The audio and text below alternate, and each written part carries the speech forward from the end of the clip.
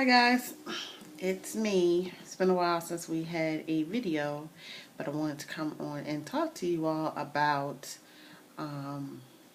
self-respect. If you're wondering where my husband is, there he is. Um, Self-respect. And I was talking about this earlier this morning with a coworker, and I watched a video on YouTube from Emmanuel and Philip Hudson. Funny as all get out. But they had a video called Thurman, or Thirsty. They call it Thurman, or Therm. Anyway, it's a lot of people out here, and I won't just say women, young ladies, girls. I'll say everybody, who do not show self-respect, especially on a lot of our social media sites like Instagram and Twitter and Facebook. Anything that's up to the minute, instant, you can't take it back. So I think it's important that we start our children off with the right base. And what I mean by that is, you don't want to start teaching your child about self-respect at age 9. I say better late than never, but you really should start teaching your child about self-respect at age 2, 3, when they get able to move and start talking and being engaged with other people. We teach our little girls, don't pull your dress up. We teach our little boys, open the door for women, and it's not really a respect thing for others as much as it is a respect thing for yourself. See, the amount of respect that you show to others is the amount of respect that you would assume that you would want for yourself. Okay, so I feel like a lot of kids these days, fighting, bullying, carrying on, they're lacking self-respect. They're lacking, that mechanism, restraint, so to speak.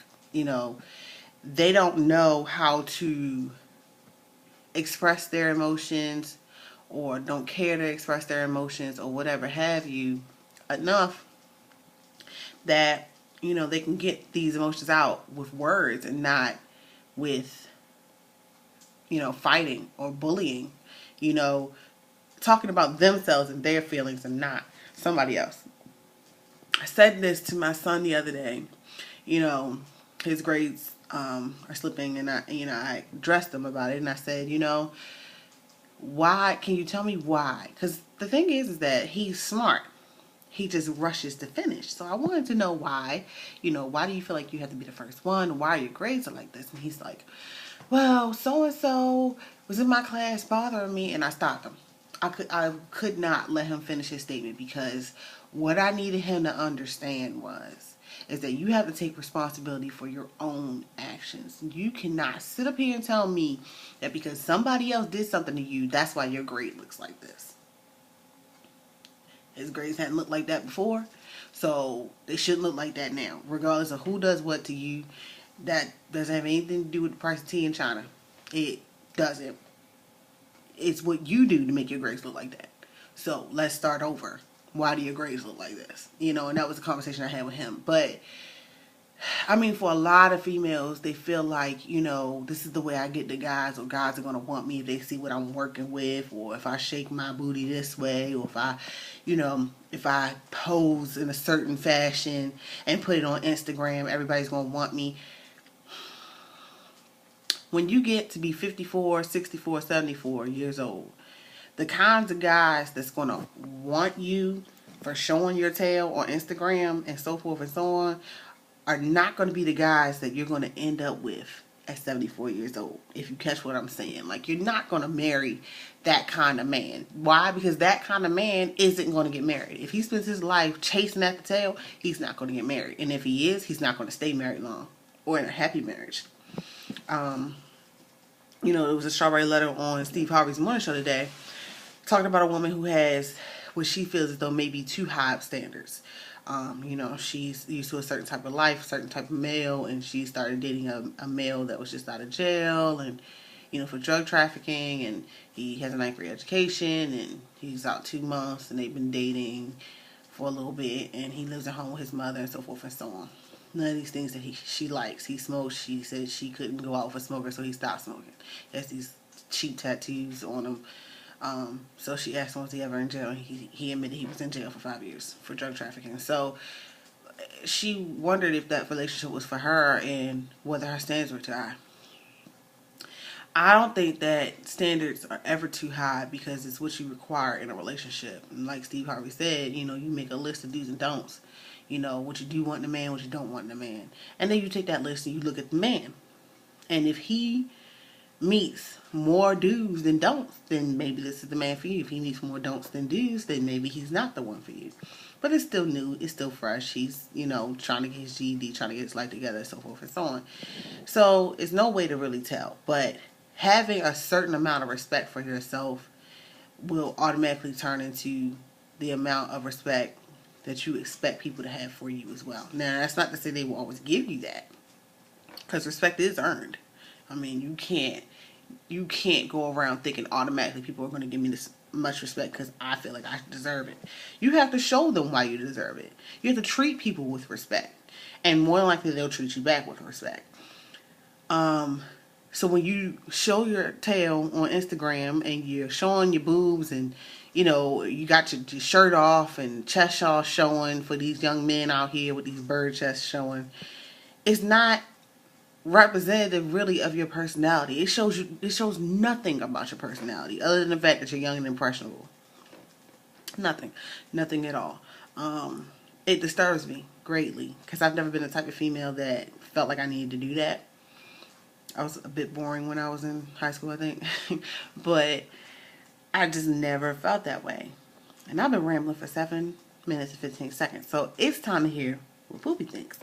What do you think, hon?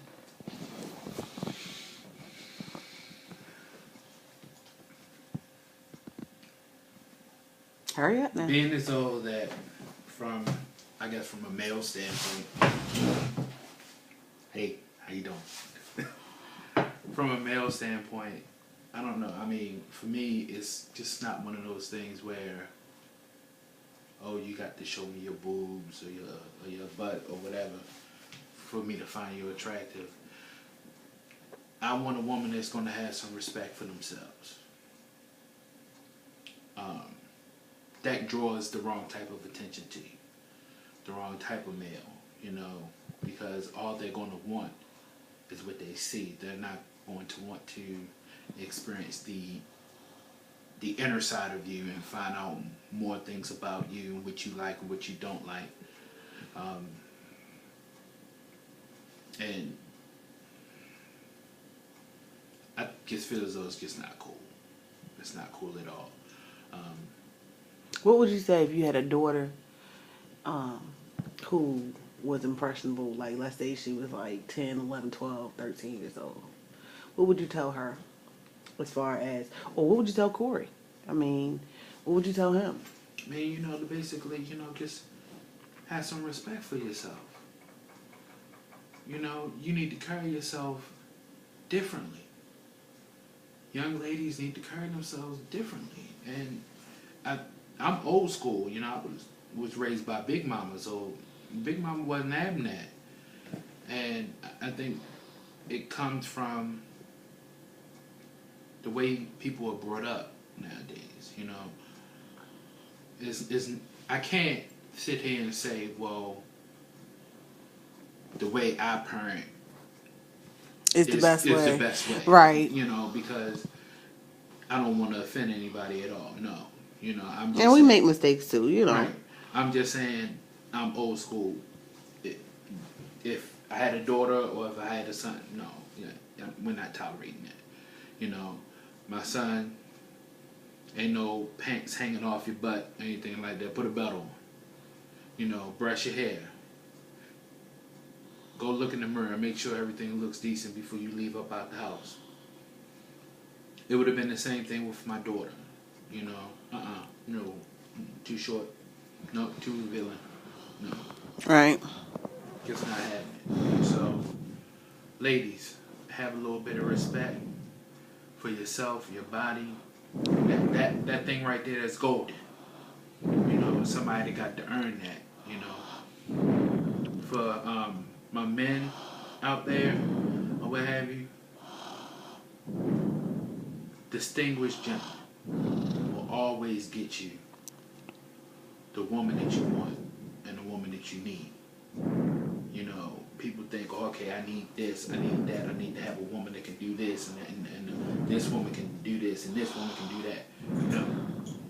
You carry yourself correct, you're going to get that woman that will provide all of those things for you. That's all I got to say. Peace.